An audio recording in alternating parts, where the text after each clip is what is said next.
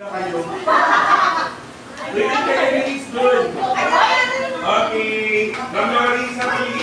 guys, nandito ako sa faculty ng pinanggalingan ng apo kong school.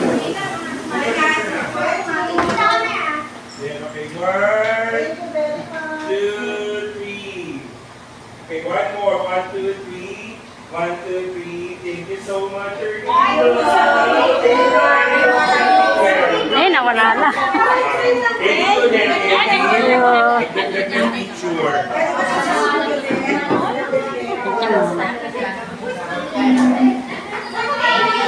Nak, di ba nung grade 8 kasi Ma'am Cadiz advisor mo? Erlinda, si Ma'am Cadiz advisor mo ng grade 8, di ba? Oh, wow. Naabutan ko yun eh. Sa Mapel. Einstein. Dito kami sa faculty.